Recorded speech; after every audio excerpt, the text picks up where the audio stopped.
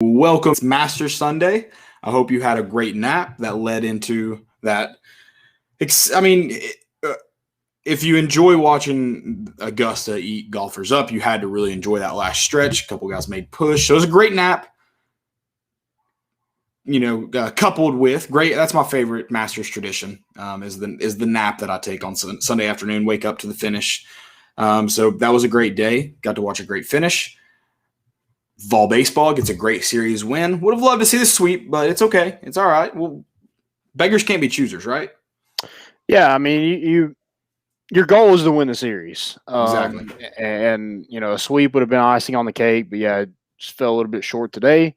But man, what a freaking team we got on our hands. Oh, it's awesome. I can't wait to talk about it today. Of course, we're going to talk Vol baseball. We're also going to talk Tennessee Open practice. They held Saturday morning. Looked like I didn't get to go. Landon did go, so he's gonna bring us all the live stuff there. And he's also, but yeah, look, it's just nice to watch. Any chance you get to watch Tennessee football is a good one. Talk about some of the needs of this team, defense especially. Then we'll move to to baseball. Lindsey Nelson was rowdy, just like we expected. We talked about it on Wednesday. Can you imagine if they could have been at full capacity for this weekend? I was talking about that today. I mean, it was beautiful outside, and you get to see Ole Miss, which I mean they got to be full capacity is what it looks like, and it just looks like such a great time. And I just hope Tennessee's able to get to that point this season, and so we can all enjoy this great season upon us. Right. So you saw I mean, I know you're familiar with it before then, but you saw all those videos from Ole Miss today. That's what I want Tennessee's outfield to be like. A berm? Yeah. But, yeah, I think it's seating back there. But a berm for – I don't know. I was loving we'll get into this too. I was loving the Legends of Lindsey Nelson on the first base line. That finish, that ninth inning, was one of the most exciting ninth innings of baseball I've ever seen. With them just shirts off, waving them in the wind. It looked like fun. Yeah, they had a funnel. One guy today, Tennessee didn't get the sweep, but he brought his broom in. Nice. I'm loving the fan base, man. They're just getting really creative and making the atmosphere just fun to be around. Absolutely. We're also talking basketball, transfer portal. Tennessee's got some on their way out. Hopefully some on their way in soon. Also questions, drop them in the chat. We'll get those. If we don't answer them right away, they don't need to be questions. Just talk. We want to talk. Drop them in the chat. We'll get those. Landon's going to tell you guys about some of our sponsors while he's doing that. Tell us where you're listening from. Hideki Matsuyama, first Japanese golfer. Do we have any Japanese listeners from Japan, preferably? I think it's like 6 a.m. there right now. Dang, so they were asleep when he won. Or were they awake? I don't know. Do you not wake up? Do you not wake up to watch the Australian Open at 3 a.m. every year? Sometimes I get the urge, but I don't think I've done it yet. Okay. I set my alarm. I just slept through it. There you go. Guys, go check out our sponsors, Hound Dogs, Tennessee Tap House, and Blue Water Climate Control. Here is here's a little word from Blue Water Climate Control. Check them out. People always ask, where did we get the name Blue Water Climate Control? When a Navy ship casts off lines, exits the harbor, and loses sight of land, that's blue water sailing. It takes a team of people to do that. Tireless work, focus, and attention to detail. So much of starting a business is just like that. After it's done, you get filled with deep satisfaction for accomplishing something. And it's quickly followed by, now the real work begins. We're Blue Water Climate Control.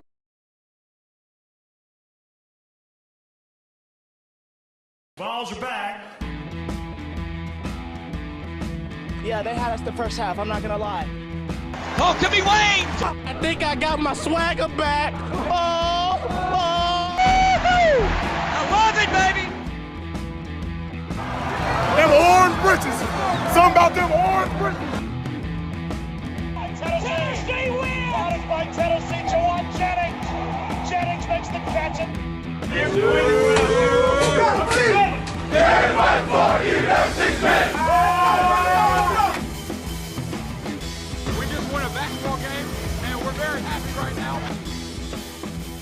made up my mind. I don't expect to ever look back. I'm going to stay at the University of Tennessee.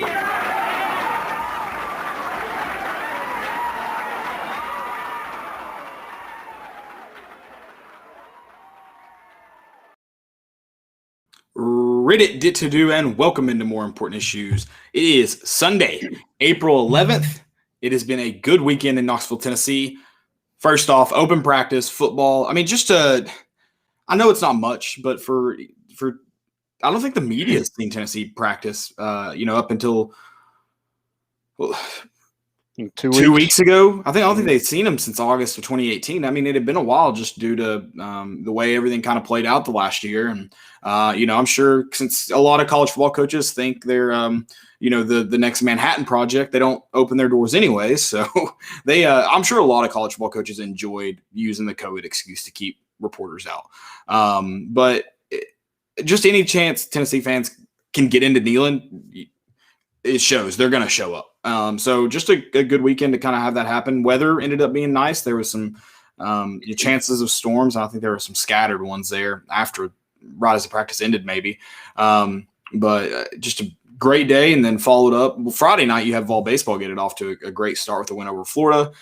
Then they go into Saturday, kind of conclude some exciting times on campus. But I mean, we're going to start there with the football spring practice, open practice there in Neyland on Saturday. Let's do what was your favorite? Like what did you like? Man, I'm really glad we got to see that.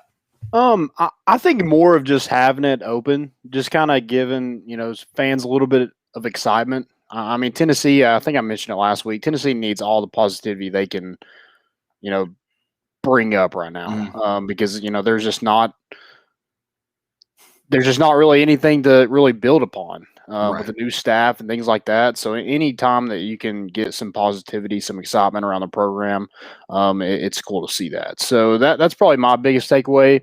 It's an open practice, and they're not going to show anything. And some guys didn't even practice. Jabari Small, who's probably going to be your star running back, didn't even practice. So I mean, like, don't look too much into it, I guess is what I'm trying to say. And not apart from it being a practice, it's a spring practice. Right. Yeah, a lot can change in the fall. That, I mean, it's just a lot. I mean, they're not, I mean, yeah, there's some install because it's a new coach, but I mean, a lot of it, they're still in the feeling out process with the staff and players. Still getting to know each other a lot. I mean, and the players are still learning how to practice with Coach Heupel, because there's different expectations between each staff and each program and what they're trying to instill. So yeah, it's just a practice. I mean, that's the thing about it is it was never going to be like you're not going to watch a game. I mean, right. And it's different for sure. But I mean, like you said, it's nice to be able to go out and see Tennessee on the football field. Yeah. I mean, from an offensive standpoint, I think you have to be excited of what you saw. The quarterbacks were kind of up and down a little bit, but I think Harrison Bailey, it was kind of ironic. He's been kind of deemed the guy who's a statue in the pocket, but he had a rushing touchdown yesterday. So, it's. I think he's the most poised in the pocket.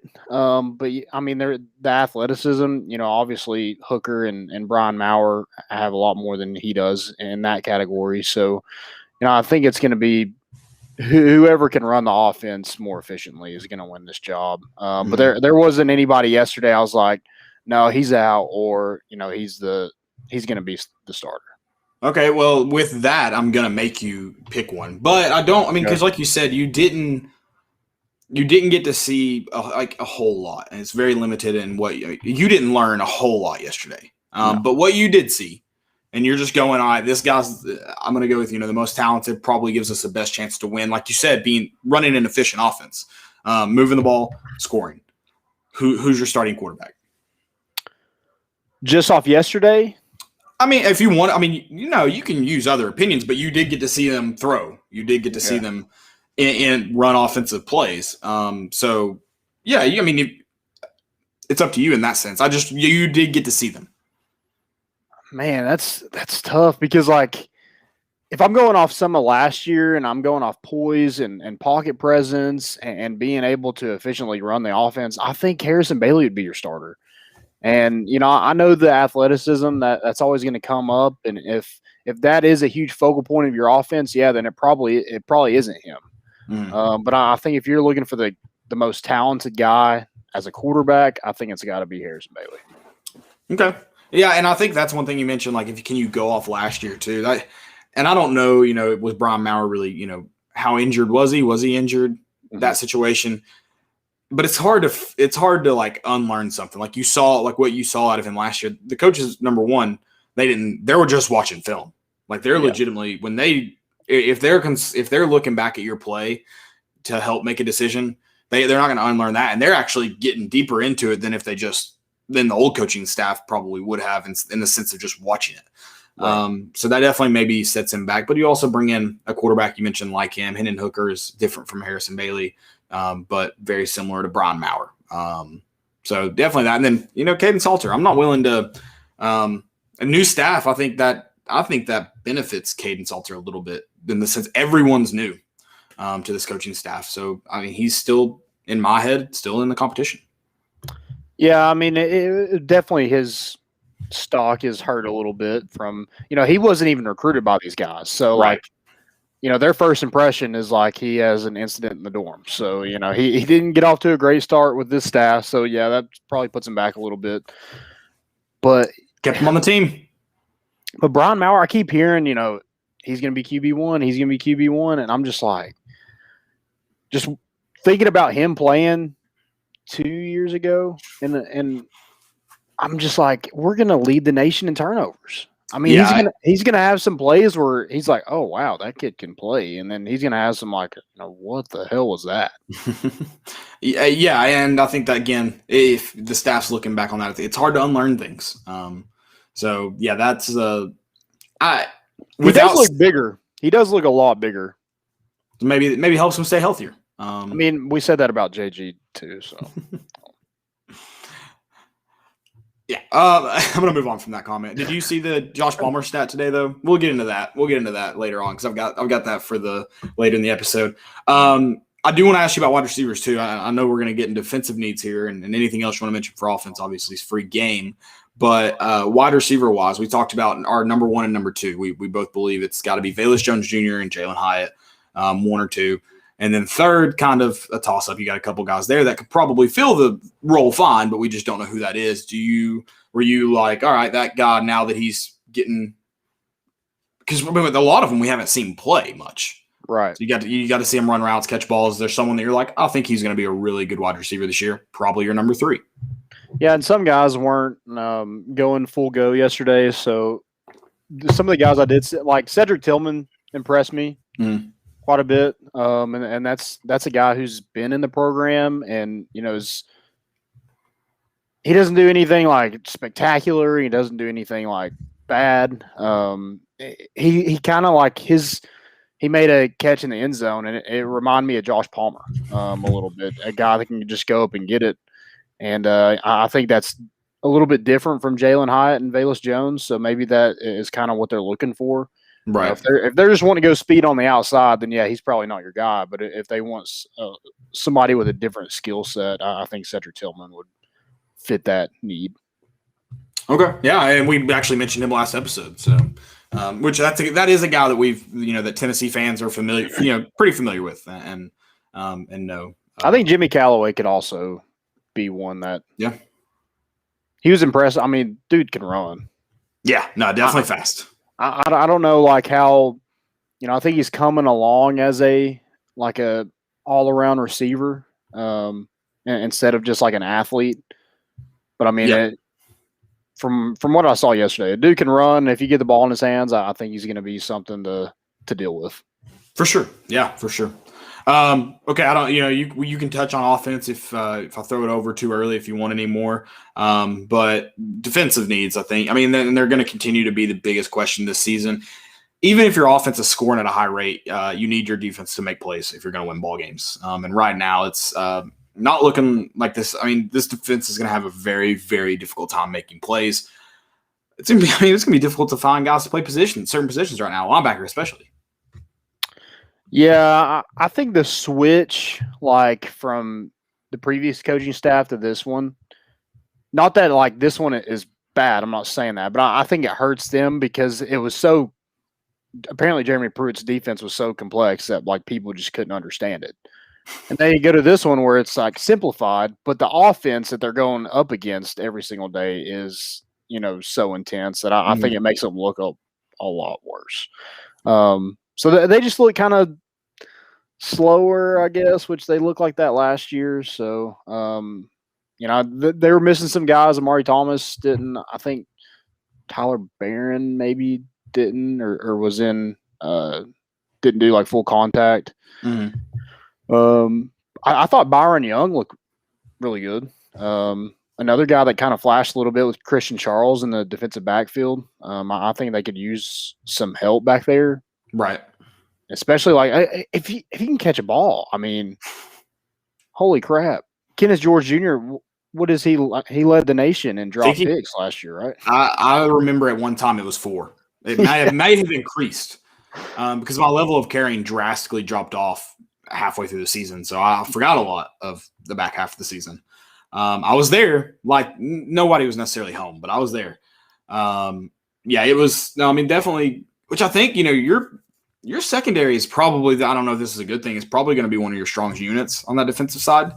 Now I think there's some talent there. I mean, and then there's some veterans that have played quite a bit. So I think that they could be a good unit.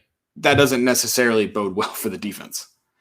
Right. Yeah, I think looking at them yesterday, I'm like, any turnover opportunity, they have to seize that moment because you can't have drop picks and expect them to get a ton of stops. Just looking off yesterday, which hopefully that's fixed and ready to go before we play Bowling Green. And is that in September or at the end of August? September, I think. Okay. It could be. I guess it could be like the first week or last weekend in August, but usually it's on. Yeah, but they got pushed around a little bit yesterday. I give credit to the offense, and I think there's more offensive talent than there is on the defensive side of the ball. So Byron Young, Christian Charles kind of flashed a little bit. Alontae Taylor was going with the 2s. See, again, like, can you really say he's going with the 2s? I don't know, but it's spring practice. That's important to remember. But that's still interesting that a veteran like that would be going with the 2s, right? A guy that's at any time. A guy that's a leader like that, and has played a lot, right? Played a lot, and would probably be like one of your better defensive players, or at least you hope so, right? Troy Cochran, we'll go back to offense real quick before we get into more defensive needs. He mentioned QB is a problem too. I'll say this before we really get into defensive needs. I think quarterback is a question, but I think there's talent there that can win you ball games. Whereas like defensively, I don't know where the talent's going to come from. I'll be honest. Yeah. And kind of like every position, there's question marks, but there's talent there except for linebacker. I don't know if there isn't a lot of. Morvan Joseph looked pretty good at linebacker, but I mean, Sloan Page is the other one, and he's a walk-on. So definitely like defensive needs right now. If I'm just going off that, bodies at linebacker. You just need bodies. Wherever you are, just be there. No, for sure, and that's the biggest defensive need. I mean, obviously, you're still you're looking for you're looking for a true pass rusher that can consistently put pressure on the quarterback and get some sacks. But that one it's kind of similar to quarterback. Like I think there's some talent there. It's just like who's going to get it done is kind of the question. Linebacker's scary. Did you see the report today? Toto may be going to Ohio State. Whatever. Yeah, I mean it's just like just go. I mean, like what are you waiting on? Well, then I think he's gone. I'll say that. Right. But I mean, like, it's that he's kind of left it open a little bit too. Right. The fact that it's taken so long to make the decision. First off, I will go on the record as like, I will accept him back with open arms. 100%. Let's be clear about that. And I do understand. I wish he was at practice. If this was a question, I don't know. But how do you do that? But I get it. The guy that recruited you is gone. It hasn't been a very your time at Tennessee hadn't been super successful for the team. So, yeah. Someone mentioned we were 3-7 with him, but that doesn't mean that's why we were 3-7. We were also 3-7 with everybody on the team. Yeah. So when your quarterback plays the way he does, you're gonna lose 7 games. Toto is not the reason Tennessee went 3-7. I'm not even willing to say he's the reason Tennessee won 3 games, but he did have a pick 6 against South Carolina. He did, and it's true. But yeah, that's. I think a lot of people are saying that because a lot of people are like, and I get it's hanging around. They're like, good, just leave. We don't care. But I get it. I won't lie, I get it. Yeah.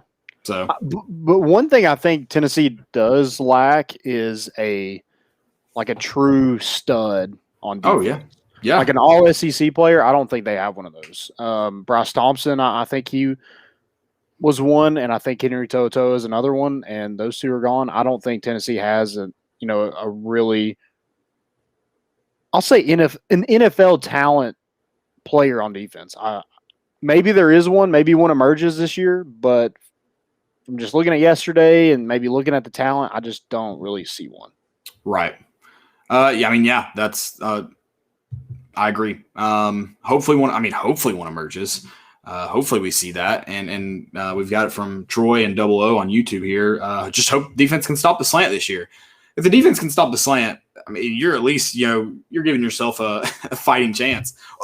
Just don't limit the route tree a little bit. Don't let them take 5-yard slants for 30-plus yard touchdowns. Those are the ones that drive me nuts. Slants, there's a reason they're called a lot because they're successful. So I get it, but they shouldn't score touchdowns a lot. They shouldn't go for first down. First and 10 slants shouldn't be getting those consistently. So if they're contain them. If they're catching the ball and they're getting tackled as soon as they're catching the ball, one, they're probably getting rocked. Yeah. So they're not gonna, that next slant isn't gonna be that cut isn't gonna be as hard. Right. The next time. So yeah, you make them think a little bit if you're hitting them as soon as they catch the football. But Tennessee just didn't do any of that last year.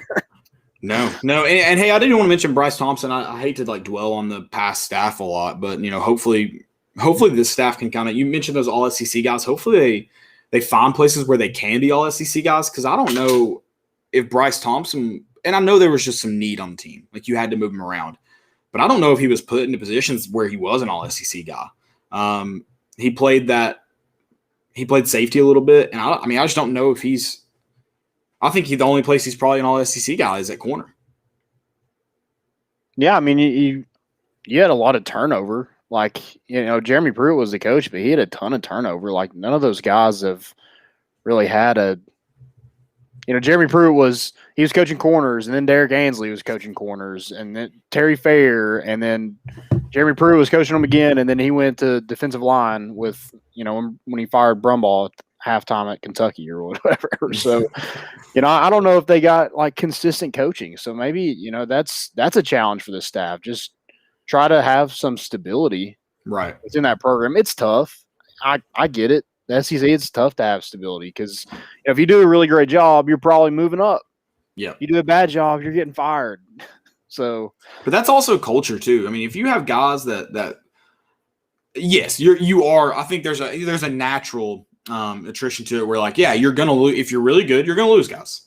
But if you have a really, really good program that you're winning and you're compensating them good enough, there's gonna be people that want to stay. They're not leaving at their first chance to go. Yeah, and I got to talk to Mike Eckler a little bit at the baseball game today, and he just this staff seems excited to be here, and not that Jeremy Pruitt's wasn't, but it seems like maybe some of those guys were just waiting for their next step. Well, and regardless, even if Jeremy Pruitt was or wasn't, like it's good that there's a staff that guys want to be here. Yeah, he was like, I was like, hey, what do you? It was him and the director of player personnel, and they're like, I was like, how are you guys liking Knoxville? They're like, he's like, I love it. He's Well, like, Eckler was the one that said he wanted a boat to work, right? yeah. He was like, man, he's like, it's the most unique place I've ever been to. He's like, there's so much water, and then you got the Smoky Mountains. He was like, man, it's awesome.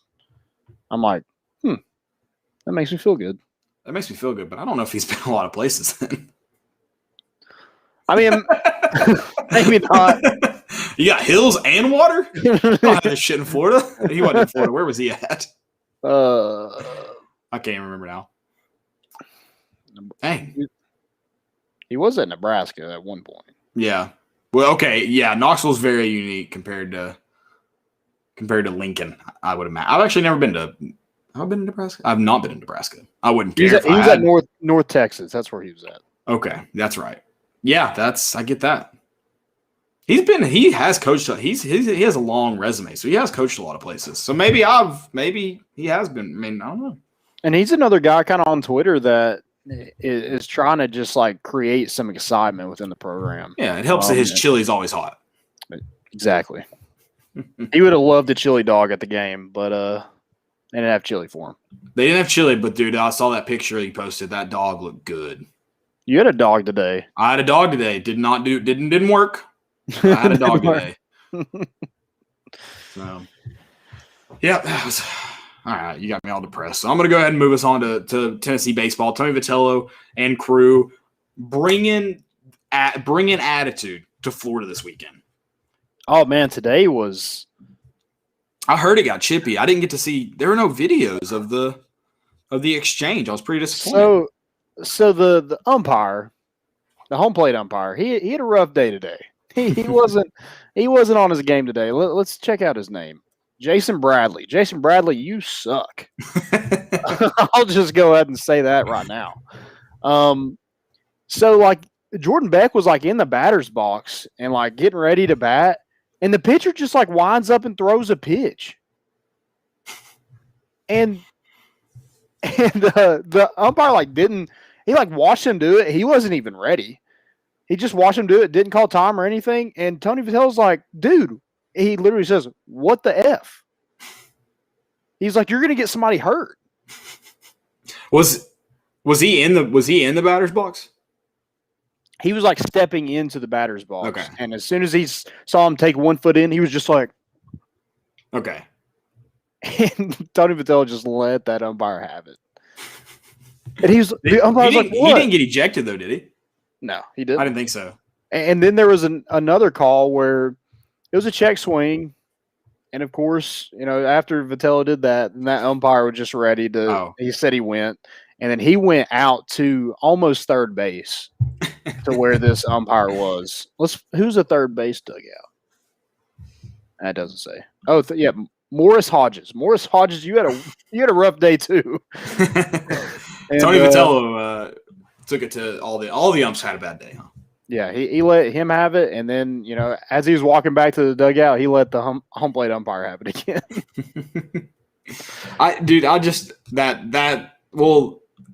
I heard people tweeted about it, but the video I was looking for was apparently Vitello and I don't remember which Florida pitcher it was today. We're chirping each other. Yeah, so somebody did tell him to shut the F up in the dugout. I'm right behind the third base dugout, so I couldn't see exactly who it was. But yeah, there was some, which is fine. Yeah, that's why we like college baseball so much. Yeah, there's a war going on. It's a weekend. Y'all are tired of seeing each other. I get it. Exactly. I mean, and it makes it more fun. And before we get really like into the games, and I know we want to talk about Friday and Saturday, especially with that. Just a really exciting finish. But like I mentioned, the environment pre-show and Lindsey Nelson without the upgrades, Tony Vitello is going to turn Lindsey Nelson into a place away teams don't want to go. I mean, and Florida can, I'm sure they'll say it along because you want to take a jab at your rivals and the schools you hate, and I'm sure they'll make a joke about how Lindsey, the fans at Lindsey Nelson didn't do anything to him. A bunch of probably just a bunch of frat boys just talking crap. Who cares? You were chirping back at them. They were in your head. They got in. Into the first base coach had some words for them. Yeah, if you're responding to fans, the fans got you right where they want you. Mm-hmm. So the environment that's getting created, it's hostile. You love that. You want it to be hostile. Like, it's called home field advantage for a reason. We're not welcoming you. We're not freaking Texas A&M in here welcoming in and offering you a free meal. Like, you're gonna come in. If you're gonna win, you're gonna freaking earn it.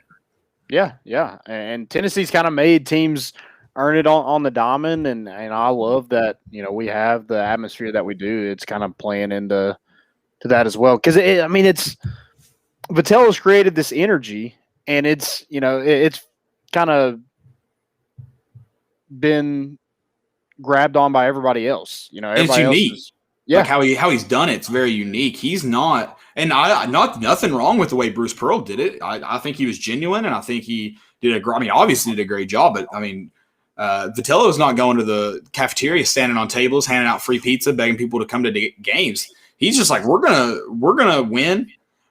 We're gonna be killers, and killers are gonna come hang out with us. That's pretty much been it. Yeah, they're not going to be bullied anymore in the SEC. They're here to stay, and it's good to see guys like Mike Eckler and that other coach stayed for the whole 9 innings. And when I've been there, I've probably been going to games for a while, but consistently probably the last 4 or 5 years. Mm-hmm. And usually coaches would stop by and then they'd be gone. In 3 or 4 innings they'd be gone. Well, the other night, Friday night, Rick Barnes and new assistant coach Rod Clark stayed for all 9 innings. Yep. So that's awesome to see that they've created that atmosphere and that energy around the program where, even coaches that don't even coach in the sport, I'm sure they have a ton of stuff that they need to do. Rod Clark almost got a foul ball while he was on the phone with somebody, probably recruiting or, hopefully getting a big guy. That'd be nice. But the fact that they're, dropping their time to come watch this team play, I think is, reassuring for the entire athletic program, not just the baseball program. Right. And that, it's going to be cool too. If I hope this can, because Tennessee football fans can obviously be great, and they just haven't, us fans have just not had the chance to really show it. And so I kind of hope some of this energy feeds over into the fans in other sports. Because, obviously there's a crossover. But I think it's a lot. I do. I think we talked about it with this team. This team's kind of taken over the personality of Tony Vitello. And I think that's what the fans have done too. It's almost like Tony Vitello is not telling them to do it, but it's like he's approving of it. So we're going after it. Right. We know he wants it, so we're doing it. And so if that carries over into basketball, Thompson Boyne Arena can hold way too many people for how quiet that thing can be. So it needs to carry over. A lot of football programs and basketball programs, they try to make it happen. They try to force it. It's got to happen. If you want people to do it and do it right and buy in, it's got to come natural. Mm-hmm. Having the way, and it takes students who care. And get people there. The line for the students on Saturday night was freaking awesome. Yeah, there can't be a lot of that in college baseball. I think Saturday it was Friday 4:00. It was lined up like that. Yeah, and so that game didn't start till 6:30. Yeah, it needs to happen organically, and it's happened organically, and it's awesome. It's gonna make more fans want to come. Ben McKee had a great tweet today. He said that Tony Vitello is if Vol Twitter was a person. Yeah. That's true. Yeah. We're just waiting for, a team to really just bring us all back together, and here this baseball program comes out of nowhere and, we're all bought in. We were talking about it. Media outlets didn't even cover baseball until this year. Right. Fans didn't even really talk about it until this year, until you're good. So, if you put a good product, fans are going to latch onto that and hang on to it and support you and keep supporting you. There's another thing I think that's kind of it helped a little bit, and this is going to sound weird, I'm sure, but last year, the season, getting canceled when Tennessee was starting to heat up. I think the anticipation of that, and it helped. I mean, you got to win at the end of the day. You got to go win games. So like if the Tennessee team doesn't start off with 4 SEC series wins, it never happens. But everyone kind of like, man, they really had a chance, because they finished going to that regional in 2019, 2020. This team should be better. You have Garrett Crochet. I mean, like, and that anticipation, I think, had people for a year talking about, I cannot wait for fall baseball. And now they just, I mean, they took it and ran. Tony Vitello and his team took it and ran. And like you said, they're here to stay. I think they're here to stay. Absolutely. So let's talk about this huge win against Florida. God, getting a win over the Trash Lizards. I love it, baby. Trash Lizards. Trash Lizards. It put us, so now we're 9-3 in the conference. So we're tied for first in the East, and also tied a 3-way tie with Arkansas and Vanderbilt for the top overall team in the conference right now. So, I think next weekend, I don't want to get too far into it because I want to spend some time celebrating this win. But next weekend is going to be electric because Vanderbilt's coming off a series loss to Georgia, and it's now becoming a rivalry between these two teams. It's the last 10, 15 years or so. It's kind of all been Vanderbilt. But now it's, Tennessee has solidified themselves atop of the SEC. And, is Vanderbilt exposed a little bit? Yeah.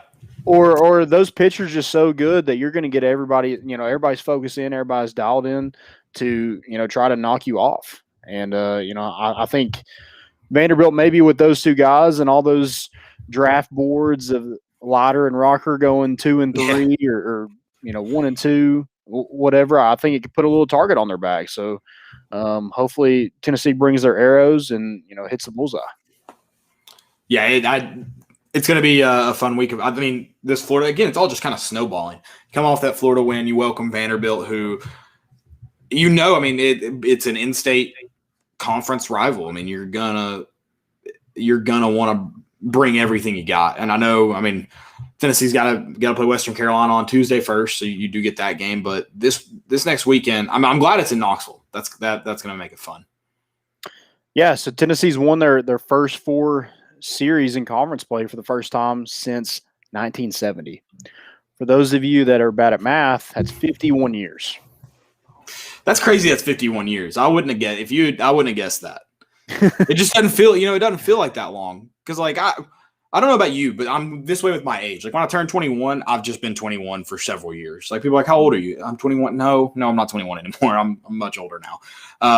It's like it's been 2010 for me for a while. I'm like, can I do math? I'm like 1970. Oh, or 2000, I should say. I guess I'm like, oh, that's 30 years ago. That's not long ago. No, it's 51 years. You're right. Yeah, somebody asked me how old my mom was the other day. I was like, oh, don't answer that. Don't answer that live. I was like 30, probably 40 something. Nice. And I was like, she just turned 50. So I was like, you're gonna be in trouble, dude. Nifty. Tanya's 50, baby. I tried to keep you away from that, but yeah, you might get in trouble. Oh, there's no way she listens to this, so it's all good. She's gonna overhear your dad listening to it. That's what's gonna happen. She might, yeah. She might. I might get a phone call at work tomorrow. I hope she calls you. I hope she calls you right now. I hope your dad's listening right now. I probably won't answer my phone, so she'll call my work phone because I have to answer it. Smart. That's actually really smart of her. Yeah. Intuitive. Very intuitive. So this Florida series. Let's run it down. You get it started off Friday night. I mean, Chad Dallas just freaking shoved it. 11 strikeouts. Which is awesome that his nickname is Cheese because you get queso with the 10 strikeouts. It's perfect. Yeah, he did it himself. Yeah. And he's from Texas, and I think most of his family was here to see him pitch. They're all wearing the cheese hats. Like the Green Bay ones? No, they're actually a little like they were rounded at the top. They look like a hard hat, but it was like cheese. Can we get some? I would dig it. Yeah. Yeah, I think it'd be fun. That can be the new rally cap or Yeah, exactly. or the victory cap. We need a new one. That would be a good victory cap. Speaking of that, I'm retired in the victory cap. It's done. Wow. We need a new one. We need a new one? We need a new one. Okay. We thought we were going to wear it out with basketball, and it didn't happen. So we need something else. All right. So drop your suggestions. It can be bought. It can be made. Drop them. We need a new Vol baseball victory cap. Yeah, let's get a little creative here. But yeah, Chad Dallas just shoved it. He's 5-0 on the season. 7 innings pitched, gave up 7 hits, 3 earned runs, 11 strikeouts. Sean Humley came in, and he shoved it too. He had a strikeout in 2 innings, no hits, no earned runs. Evan Russell had a great day. He was 3 for 4, 4 RBIs, or 3 for 4, 3 RBIs and a home run. And that home run was huge in the 8th, just giving Tennessee a little bit of kind of breathing room against a Florida team who hit 6 home runs on the weekend. They're a team that can absolutely crush it. That one that pitch runner hit today was, oh my God. That was a bomb. Yeah. I was like, well, that sucks. That's one of those that you're like, that might have gotten to the river. Yeah, I mean it was a backbreaker because Tennessee's up 2, and then he hits a 3-run shot, and it was no doubter that kind of took the air out of Tennessee a little bit, I think. And on your guy that when he came onto the mound up 2, you're like, all right, this is the sweep. Right. Let's get it over. Sean Humley comes up. So like you said, kind of just a backbreaker, took every kind of ounce of energy out of him.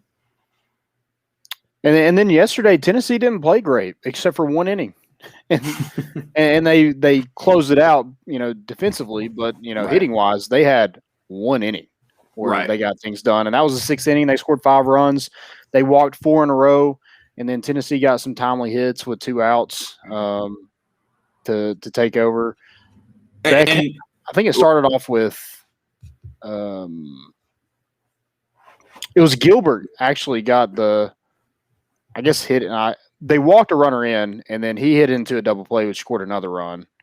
Mm-hmm. And then Beck singled, and then Lipsius doubled, and then Pavloni singled to put Tennessee ahead by 2. And then they did get 1 back, but dude, Kirby Connell had me fired up last night. He was throwing some filthy stuff. Dude, I'm calling him Captain Hook. That's his new nickname. And it could be 2 things. It could be his mustache. The stash rocks. The stash is all time. Or just, the nasty hook that he was throwing last night. Yeah. Had the batters guessing, and it was just electric, man. Like I said, Tennessee didn't play well. They had 1 hit going into the 6th inning, and they ended up with 4 hits in the game and won the game 5-4. And that's a big positive of things we've talked about for this team. Like, how are they going to, how are you going to beat the Floridas, the Vanderbilts, those teams? They've got to, when they have runners in scoring position, they've got to bring them in. And yes, you didn't play good, but you capitalized on the moments that were, pretty much given to you. Yeah. So to be able to get those runs in, that's an improvement from where Tennessee's kind of been early on in the season. Yeah, I mean they just grind out wins, and when you're in this conference with so much talent, there's going to be games where you just have to do that, and good teams have to know how to win. I think that's been kind of Tennessee's issue for when Vitello first took over. Those teams didn't know how to win in close games. They figured it out over time, and now they're getting to the point where it's a close game. Tennessee's got the advantage. Right. They're used to close games. They're used to, they don't have the power that LSU or Florida does, but they have athleticism, speed. They don't walk a lot of people. They get pitchers in a lot of deep counts and draw walks. So they make it tough on opposing teams. And that's what happened on Saturday night, and you got that win. And I'm glad the rain held off. Mm-hmm. I didn't get to go on Saturday, but I did watch it. And, man, that atmosphere looked electric. I'm glad people got to see that, and got to live that atmosphere for Saturday night. Yep. Hopefully we're getting back to 100% capacity, maybe by the regional. If Tennessee gets to host, something like that. And then also hopefully some renovations are completed. You're right. That stadium is going to look a lot better if they can just get some bleachers down the third base line. Golly, I can't speak today. It's going to look a lot better because the first base line looks great.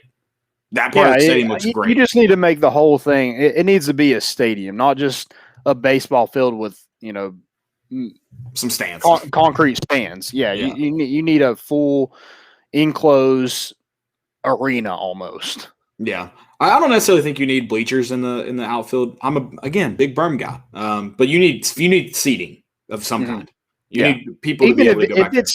Yeah, like a berm, just like standing room only. People just can go nuts, and kids can run around, eat grass, do whatever they do. All right, Les Miles. What's the porch like? Wait, do you got? Is it like Ice Bears games? You got those luxury boxes down there. People are pounding on the glass, talking trash. Is it that environment, or is it more family friendly? I think it's some of both. Yeah, I mean, it depends on who's out there. Right. There's been some times where it's been kind of rowdy, and there's been times where, people are just grilling burgers and not just socializing, kind of like you do it like at the Smokies game. Right. Yeah, we need some. You got to chirp the left fielder. You got to chirp the left fielder when given the opportunity. Got to get in his head. But yeah, I'm with you. You need to let's get that stadium improved. The next time Tennessee's at 100% capacity, have it to where you can get a lot in there, because I think there's going to be a lot in there. Yeah, so some guys that really stood out to me this weekend. I thought Evan Russell played really well. I mentioned he had a really good game on Friday. Had another double today where he did a little twerk when he got to second base. Little Tina from Bob's Burgers, actually. Yeah. Got it going. And he hosed the guy from left field. Yeah. Also, another guy who didn't have a good day is Florida's third base coach. Wow, he sucks. I mean, he sent the runner. He was where our third baseman plays in the field, and Evan Russell had the ball like in his glove already. Yeah, I saw that, and I was like, interesting choice to send him. Not that it was still a great play, but interesting choice to send the runner there. Yeah, I was like, if it's a freshman or somebody that you're just like, I don't. But a guy who's played this long in the SEC, no, you don't test him like that. Dumb on your part. Right. But I thought Evan Russell had a really good series. It was good to see Max Ferguson and Connor Pavoloni really get going some this weekend. Pavoloni had a hit last night. I mentioned that was huge. And then, he had a freaking bomb today. Yeah, his ball went too today. And those are two preseason All-Americans that you would love to get going. So if they're gaining some confidence, I think that's going to be huge for this program down the stretch. Yeah, you were actually last episode, I think, maybe last Sunday, you were talking about really because Pavoloni is one of those guys in the bottom of the lineup that's just not quite produced like Tennessee's going to need soon. Mm-hmm. So to see him, I was going to mention that too. Like I know it may get kind of lost in the loss today. That Pavoloni was able to get that home run, maybe get some going. Yeah, I think that like you said, that's going to be huge for this team because you have so many guys that are capable of, getting hits. Liam Spence, continues to get on base. That's all he does is just get on base. I think he had 3 walks today. He's hitting well. I think they've gotten a big boost from Logan Sintra in that 9-hole spot. Where Spence has been injured. He's DHing, and Stinger's kind of taking over the shortstop role and batting 9th. Gilbert and Beck. Gilbert didn't have a great series, but when a guy, struggling a little bit in a series, if you have guys that are able to step up and pick up the slack a little bit, I think that's what makes a great team. Right. Yeah. This team definitely kind of has some hot spots all over it. Like you said, it helps a ton. It's going to help in these really tough series. You've had obviously several already, and you have Florida, LSU, Alabama. It should help next weekend against Vanderbilt. Again, I talked about it after that win against Alabama, how it's like, man, you get these big wins and you kind of feel some relief, and now you get to go play Vanderbilt. Yeah, I mean, like it's never ending, and the No. fact that you are where you're at is I mean, it's a blessing. Not saying it's luck, Right. but this is where you want to be at this far in the season because you've set yourself up to where you don't have like these series on the stretch. Like you don't have to sweep a team to like find yourself in the postseason. You don't have to necessarily like have to win a series to Right. get into the postseason. Obviously, you want to, but they're not must wins down the stretch.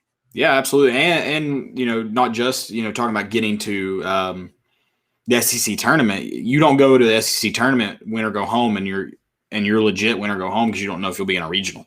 Right. So it takes some pressure off of you going into the postseason for SEC tournament, but also for the NCAA and Tennessee's already 9-3.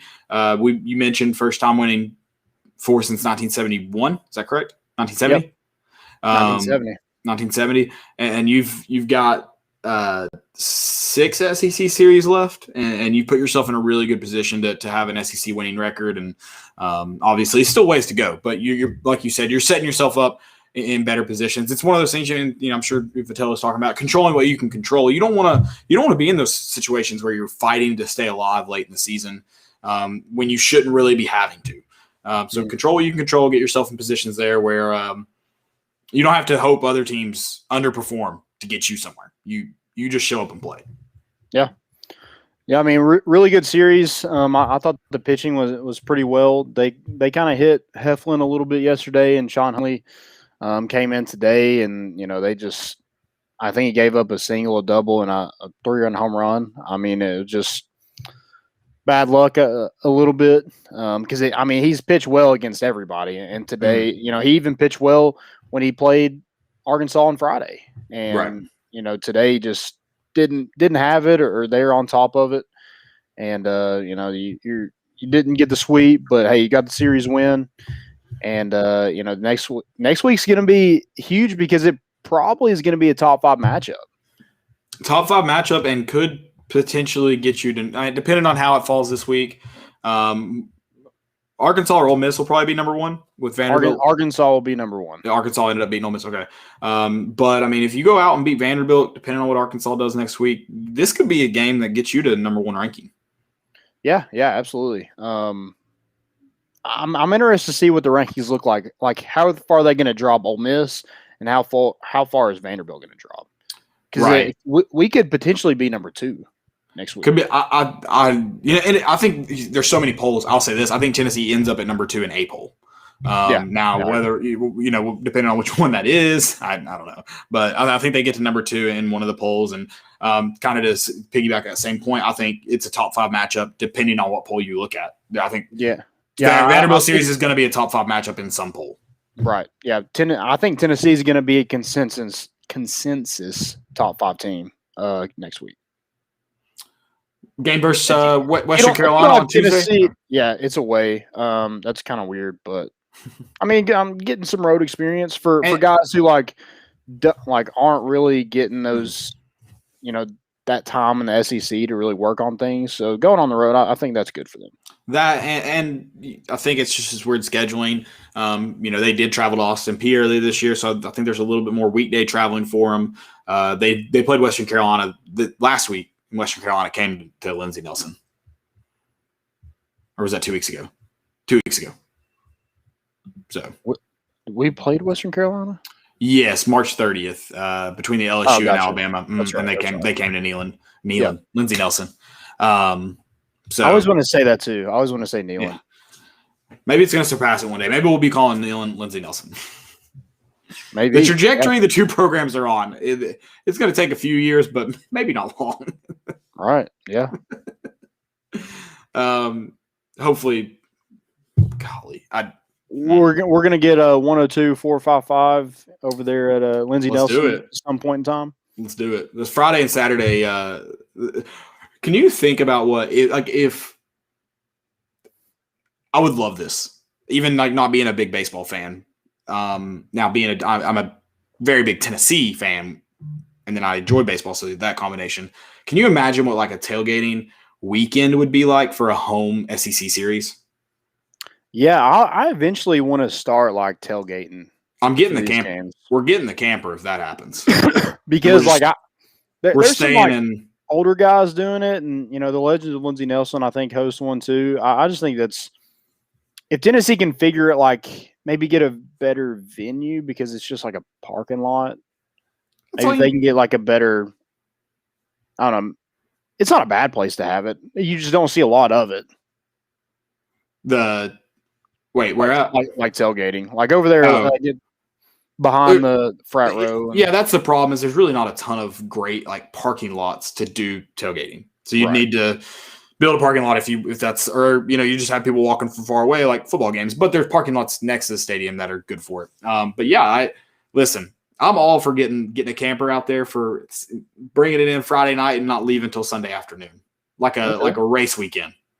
Ooh, yeah, that'd be fun. I'm all about it. It'd be a lot of fun. Can you do that? See, that's the thing is you'd probably have to go to like a different, like a lot at Tennessee that would allow allow a camper. But yeah, I mean, yeah, you could do that. Yeah. See, we need because it's across that rail yard from the softball or not softball. Well, yes, softball, soccer, and volleyball facility. And that is, a bunch of people bring their campers down there for football season. That's where a lot of campers are at. Man, it's crazy that we're talking about like us wanting to stay for a whole weekend and watch a Tennessee team play because, I mean, when have we ever thought that was going to happen before? Right. Listen, guys, if anybody's giving away a ticket, I'm going to play it. My birthday's this week. I'd like to go to the Vanderbilt game on Friday night. So, okay. If anybody, I'm just throwing it out there. Or maybe cut me a deal. I get it. You want to make money, I don't blame you. I'll see what I can do. All right, Landon's got some magic to him. I'm a string guy. I like pulling them. Now, the thing that would suck is I'm not getting in Knoxville until right at 7 p.m., but I can be there first pitch. It's just there won't be any gating. I won't be gating my tail off or anything Friday night, but okay. I'll make it happen. Me and Landon are going to talk. We might do something this weekend, actually. Okay. Let's talk after this. All right. Yeah, I got some thoughts. No real ideas yet, but I got some thoughts. All right, let's talk some fall basketball, transfer portal. Yeah, and then we'll get after this episode. By Wednesday, maybe we'll have an actual plan for you guys. Ooh, one thing before we move on, don't forget your baseball shirt. Tonight is the last night, and it's over. Yeah, I saw some Twitter DMs. So, guys, last night. Yep. There you go. All right, fall basketball real quick. Transfer portal, it is not necessarily working in Tennessee's favor right now, but also usually you see the guys leave before people come in. So that's how it works, guys. Yeah, I mean, none were huge losses. EJ Anasicki and Corey Walker both didn't have really much of an – I mean, Corey Walker didn't have an impact at all besides at practice. Yeah, and I want to talk about Corey Walker too, kind of more than EJ Anasicki because I think the Corey Walker one's weird to me. Comes in here, pretty highly rated player. Very, very similar situation to DJ Burns. And I'm in the boat of I think both Tennessee could have benefited from both DJ Burns and Corey Walker playing. Now, I'm not at practice every day, so I don't know the thoughts, but the guys in front of them weren't just dominating. So it shocked me that neither of them played. But you see Rick Barnes plays freshman. He played Josiah Jordan-James. Josiah Jordan-James started as a freshman. He played 2 freshman guards. So is it like a lot of people are just like Rick Barnes is stubborn and won't play? Like that's not the case. So I don't know what it is. Again, I would like to reiterate my point of I feel like because of the people in front of them, Tennessee could have benefited from both of them playing. So I'm not just like all hell Rick Barnes. He's right. There's questions to it. I just don't understand why they're not playing. Yeah, I know Corey Walker was hurt to begin the season, and that put him really far behind. Obviously, really far behind because we never saw him. Right. So I mean, that's kind of all I know. But the fact, like you brought up a good point. You know, the people in front of him weren't dominating, so the fact that he didn't see any playing time maybe tells you that he just couldn't make it in the program, I guess. Yeah, I mean, if he's getting whooped by those guys every day and in practice. And it'll show like where he ends up because and it's tough for him because like a Power 5 program, like you don't have any experience. So all you have is your 4-star rating, but you don't have any kind of film or any kind of college tape where they can be like, yeah, he could play here. Right.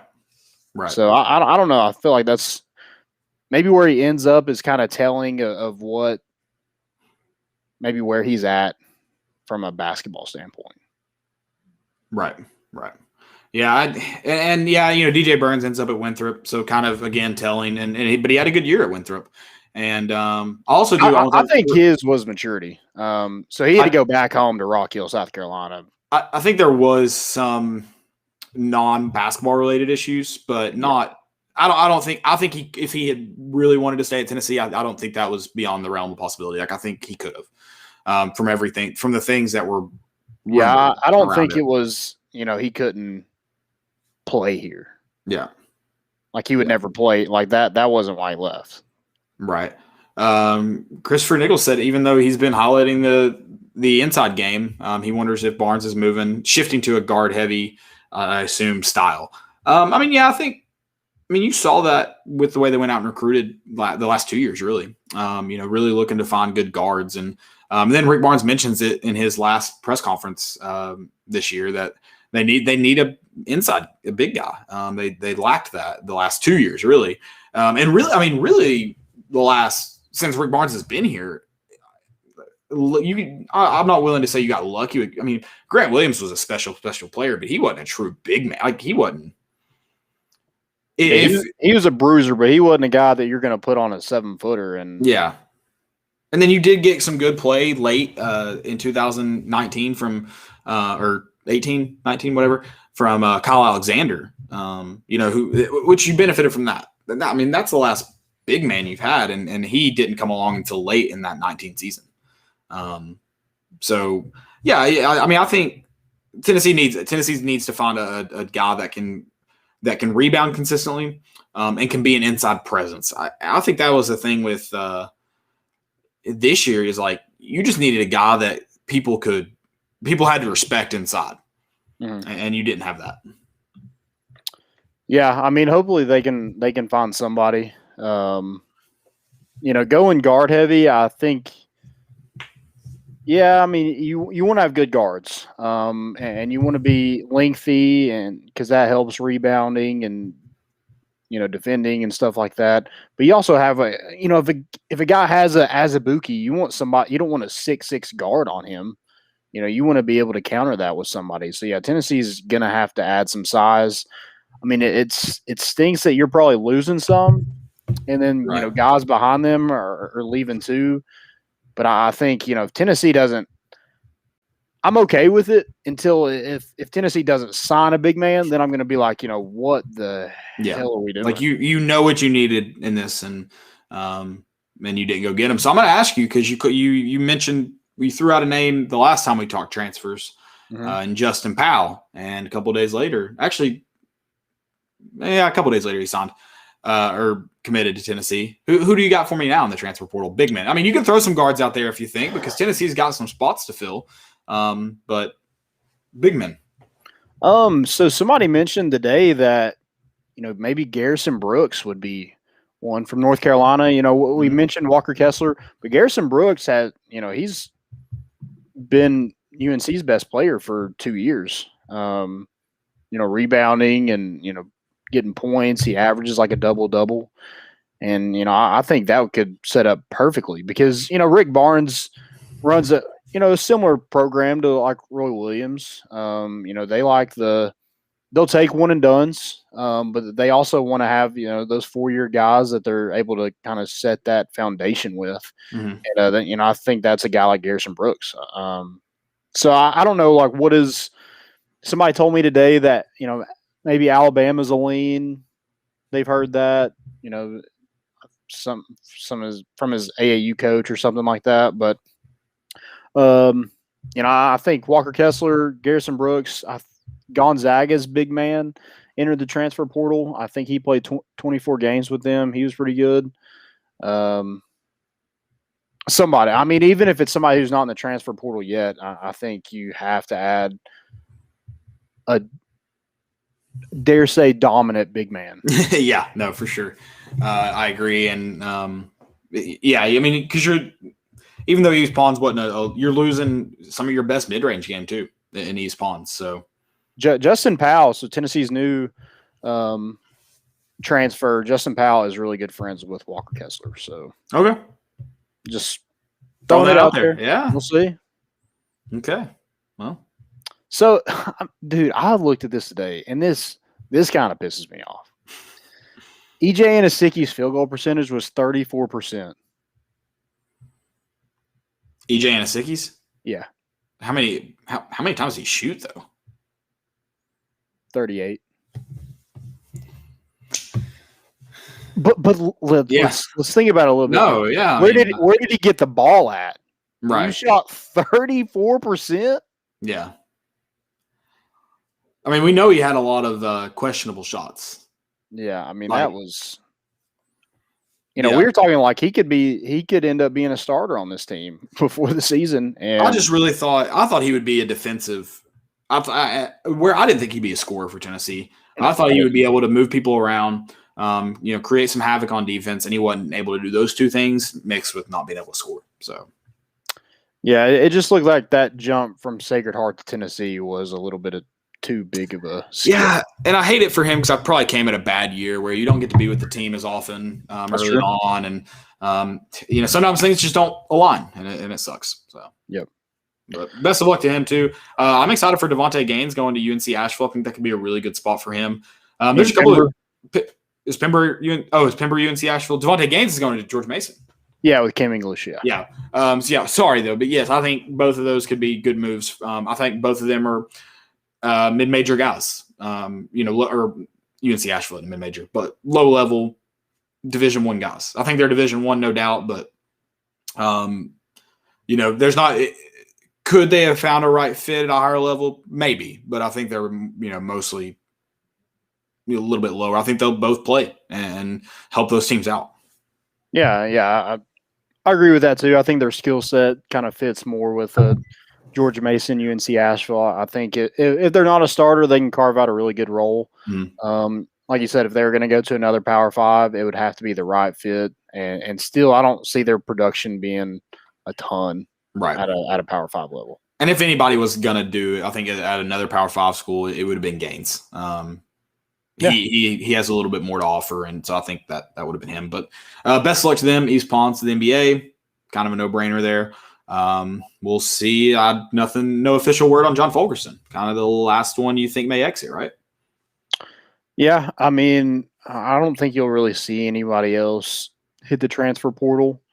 That's probably, everybody who really didn't play this year is kind of gone. So besides Urosh, but, he seems to enjoy his role. So, and maybe he's a guy that he was just a sophomore, which this year didn't count, right? Right. So he'll still be a sophomore next year. And so you have 3 more years with him to turn him into something. I mean, he was the guy when, all else failed. Hey, just put him in. Right. They didn't give Corey Walker an opportunity. They stopped giving Anasicki an opportunity, and they just went to Urosh. So, maybe he's able to carve out more of a role next season. Just got to be consistent and be a presence. Yeah, for sure. And he, obviously he's got the body type, so hopefully he finds a way to be successful. It'd be big for not just him, but Tennessee. So yeah, I mean, you're 7 foot, play like you're 7 foot. Yeah, exactly. I do want to hit this before we move on to our segments or questions. Do we have any questions outside the? Yeah. So, Big Orange Hypel said, "Do y'all think the Legends of Lindsey Nelson made any of the Florida players cry? If so, how many and which ones?" I mean, there were some that weren't happy with him. Giving turning looks, and I'm not willing to say me and Landon were professional student sectioners in high school, but there were some South Doyle basketball games that got pretty rowdy. We made a dude cry. We got into some heads. I mean, we had a Division I prospect, that all-state player that went for like 6 points at a game at South Doyle. And hey, that South Doyle team had some ballers on it, but this dude was a hooper, in the words of God, what's his name from Last Chance U? The coach No, it was the Joe Hampton. Joe Hampton. He wasn't a baller. He was a hooper, and he had like 6 points and like 4 rebounds and 2 assists, and he played the whole game. And so I'm not willing to say we're professional student sectioners, but we're professional student sectioners. If you got the guys back looking at you, chirping back at you, whether they're playing good or not, you're in their head. So it just takes one kind of like, negative play to really get them off. And that happened this weekend with Florida. Yeah, absolutely. I love the Legends of Lindsey Nelson being that like student section because, I want to do that, but I'm also kind of too old to take my shirt off and have a funnel. Yeah. And like, at our age, chirping college baseball players is a little different. Yeah. You need college age people to be in there, like individually chirping them. Yeah. It's either, a college guy or it's an old geezer that has, been there for 25 years. And everybody's like, it's just Uncle Joe up there. He's we need 3 beers in. We need a old geezer legends on the third base line. There you go. Yeah. That's what we need. So my dad, we sit right behind the third base dugout, and it's not styrofoam. What is that called? Man, what is that called? Oh my God. I'm Velcro. not Velcro. Sorry. I wanted to say static. Velcro. So there's like a Velcro strip where like somebody used to sit there and would have the K's for queso. Lined up. Now they have like the board and everything, but he used to like bring his own K's and would do it along the. So Dad was like, "Yeah, we probably need to get some of those and just keep on doing it." That'd be cool. That'd be awesome. Yeah. Kind of make your mark a little bit without like heckling the other team. Yeah, exactly. So the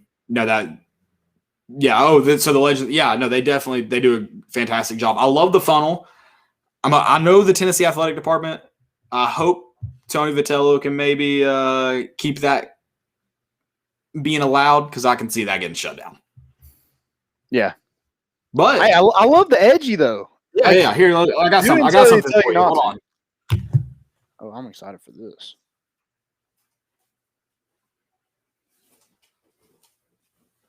I'm kind of nervous too. Oh, there you go. Yes. I heard you change, and I was like, I hope he's not taking his shirt off. I thought we just talked about this, Caleb. Yeah, see, that's I meant to chime in there. You said, I think I'm too old to take my shirt off. And I was like, so this year, guys, last year, before COVID, we were gonna get a patio. We do a patio for a game, go out there with our friends. With the if the Legends of Lindsey Nelson are there, and they're getting fired up, and you know what Tennessee does to me. I'm not saying this shirt's going to stay on my body. I can't control that. If I'm out there in the outfield, and I can't promise the shirt's going to stay on. All right. I'll do the next. If we beat Rocker and Lighter this weekend, I'll do a show shirtless. Okay, I'm not against it. Dude, just that final. I don't know when the shirts came off, but when I noticed them was that final at bat, and they're just waving in the. I loved it. It was electric. Yeah, and Kirby Connell loved it too. Kirby Connell was eating it up. He was feeding off that energy. I think he keeps a little pine tar in the mustache. Oh yeah, I'm sure. Little Trevor Bauer action. Dude, that man's got the swag, dude. Yeah, no, for sure. He's got it. Whatever it is, he's got it. Exactly.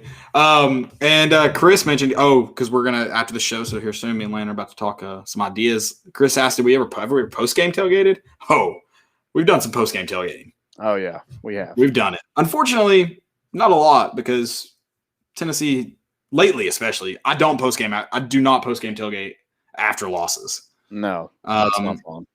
Because it's just miserable. You just sit there and sulk. I'd just rather go home and sulk. Right. So, be alone. Yeah. But yeah, post-game tailgating after wins, yes, 100%. No doubt. Yeah, because like during the day, you're getting a little nervous, getting the butterflies. It's over. You've won, and you're just letting it hang out. You're taking your shirt off. Not at the game, but you can take your shirt off at the post game tailgate. It's acceptable. We allow it. It's also better to post game tailgate with TVs. So if we get if we figure out a way to get the RV, hopefully got a TV. So there you go, Chris. You got an RV we can rent or borrow. The Winnebago up here, we can rent for free. For free. Lease it for free. Yeah, no, that we'll see what we can do. Okay, any other questions?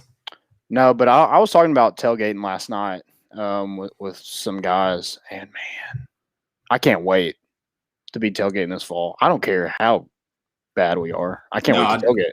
I don't either, honestly. And because being bad and not being able to tailgate sucks. Right. Like it was trash. This year sucked. It made football season tough. Like I said, my level of caring was like on a downward spiral. Yep. This show, you guys kept me alive. Thank you. Absolutely. Thank you. All right, let's get into most important of the week. Most important. I'll lead us off. Okay. Hideki Matsuyama, first Japanese golfer, first Asian golfer, I believe, to win the Masters. Awesome event. Congratulations. I mean, just I know a lot of people get pissed. Like they'll say to people, "You don't even watch golf until it's Masters week." I think that's like what makes it special. Like you don't get mad at people for only showing up to the Super Bowl party. Like it's what makes those games like the tradition around those games fun. You don't get mad at people that only go to the Alabama game, the Tennessee Alabama game. You're like, no, we won 102,455 tailgating at the game. Like that's what makes that kind of stuff fun. So for me, I'm like that's what makes it. To me, that's what makes it special. People who normally don't care about the game, they take off work. I think that's good. And then I couldn't figure out his caddy's name, but awesome moment on the 18. He puts the pin back in and bows to the course. It's just like that's an awesome any sport moment. If you had a baseball player come out after hitting a walk-off home run and bowed to the field, that's an awesome sports moment. Respect the course. Yeah, exactly. Respect the course. I like it. My first one is the NFL to pass or relax on the jersey number restrictions. Yes, that's gonna be awesome. I think it'd be cool too. I mean, I think it's does it affect the game? No, but the fact that like a wide receiver can't wear anything under 10 is so dumb. So I get the jersey restrictions, like the linemen and eligible players. Like I get that. I don't. Is there a reason that they weren't, or is it just like this is what we do? Yeah, I think it's one of those like stupid rules that they just pulled out of their butt because they made a really long time ago, and they just like weren't like they probably didn't have anything else to vote on that year, so they just had to do something to get their paycheck, so they did that. Right. For sure. I don't think I have any more most important. Let me scroll back a little bit, but I think that's it for me. I have one more. Did you see this? I didn't read the article. I meant to read it and I forgot. But anyway, a homeless man reportedly spent time at USC football facility, ate with players, and was only caught while trying to catch punts at practice. Yes, I did read about this. I did read that article actually. I want to see the picture of the guy because I want to know because you say homeless, and I feel like everyone classic. What are you picturing? Like classic movie homeless guy, like beaten clothes, limping, that kind of homeless guy. I feel like he had to be a younger, college age, somewhat clean cut dude, right? Yeah, he wasn't like a beggar. There's no right, right. So like, still an amazing story. The fact that he was just able to hang out, and they were like, oh, you're here today. And it's probably the equipment guy that's like he wants to act like he remembers his name. He don't want to be that guy that's what's your name again? So he's like, yeah, come on in and get your stuff and go to the practice field. And he was but I just love how no one thought to say anything until he was catching punts, and they're like, who the hell is that guy? He was apparently eating dinner with him. Yeah. And I want to know what his story was. What was he telling people when they're like, hey, who are you? And how far does it go if he was decent at football? Yeah, do you how just far does the story go? Do you let him be a walk-on now? Exactly. You're like, He was catching punts pretty good today, guys. I mean, he basically just had a tryout. That's all it was. Exactly. So what's funny too is apparently he's had issues like this before. Apparently he's been written a notice for trespassing at like the soccer field. So maybe he's just like, maybe it's like what's that movie with Amanda Bonds? She's the man. She's the man. Maybe it's like that. He's just trying his hand in different things. Maybe. That's actually a funny movie. I haven't seen it in a while, but I'm willing to say it. I enjoyed it. I'll say that. I mean, when she gets like hit in her private area, and she's like, and they're like, ooh, and she's like, oh yeah, oh, for the love of God. Dude, did you see, speaking of that, did you see that UFC fighter take a shot to the nuts? It was the loudest like clack I've ever seen in my entire life. Ugh. I don't like how you said that. You know what I'm talking about, though. Like, you know, I when do you know hear what you're someone talking that clack, it's awful. And someone was like, was that his cup? Was that the sound it made because he didn't have a cup there? Like, because I mean, that's gonna hurt even if you have a cup on the way you got kicked. Yeah, but you took a foot slap to the nuts. Foot slap dick. God, don't you miss Jason Brown? Oh Lord, I'm so. Yeah. You know he has a daughter who's like TikTok famous, right? No, I'm not. I'm shocked. 0%. Okay, I don't think I have any more most important. I think that's it for me. Yeah, I think that's all I got also. Fail of the week. Fail of the week. I got one. I got one. It's NASCAR drivers, Greg Alding and Joe Graff, I think. After the race today, I think were battling for like 20th-ish position. After the race, they got into a full scuffle. Nice. In the pit area. And like, you know how normally NASCAR drivers, their pit crews are there, so they normally don't actually get a hold of each other. These dudes were like rolling around. Like, they got nice. I don't know how exactly got to that point. But I just love it because, like, yeah, they were probably fighting about something that happened way earlier in the race, more than likely. But it's such a bad look because like, you weren't even close to winning. No. and you get off and you're throwing punches mad at a guy. And, like, I don't watch NASCAR, but I don't know either one of those two. So maybe it's a publicity stunt. Good point. I'd had to look up their names. I mean, that's not that can be. It had to cross their mind. They're out here getting clicks. Yeah.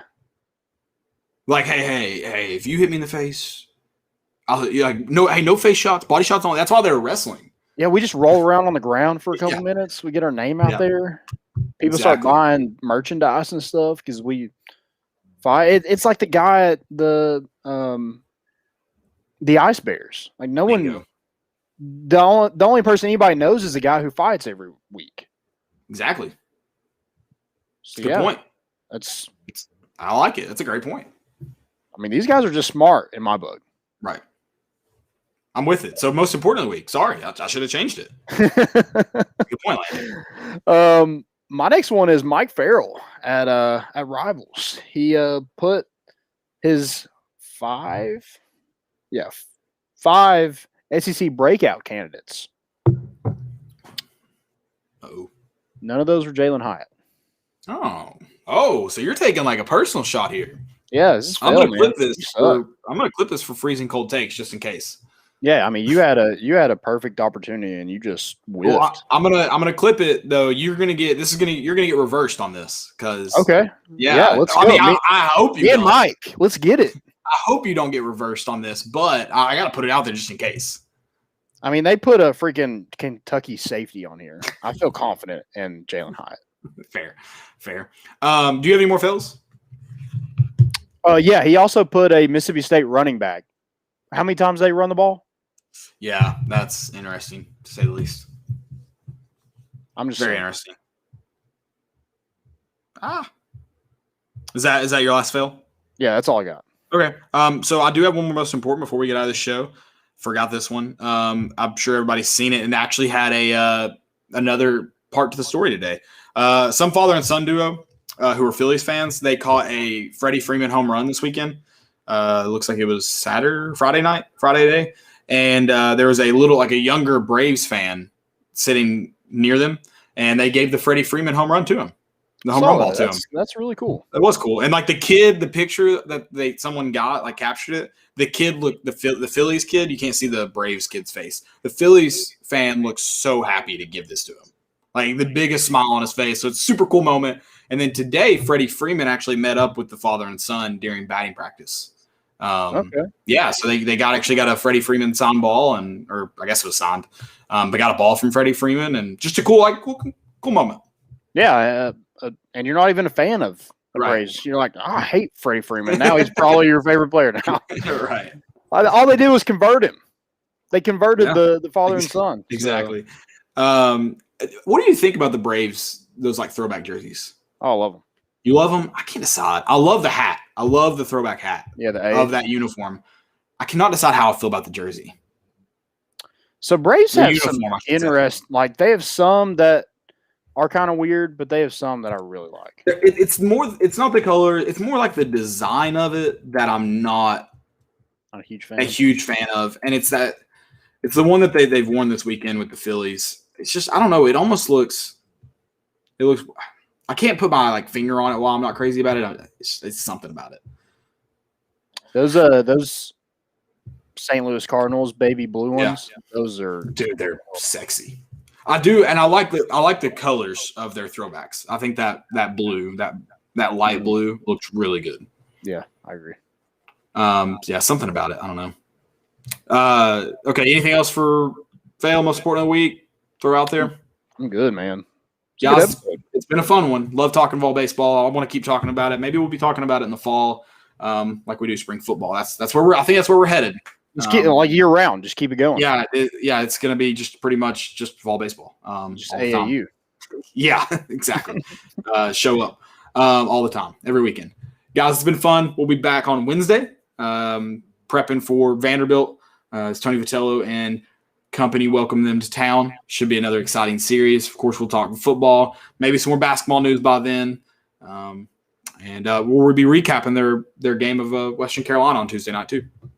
Yeah, keep the celebration going. It's always a good weekend when you're able to knock off a team like Florida. And, man, y'all have a great week. We're bringing the boat in, and we out.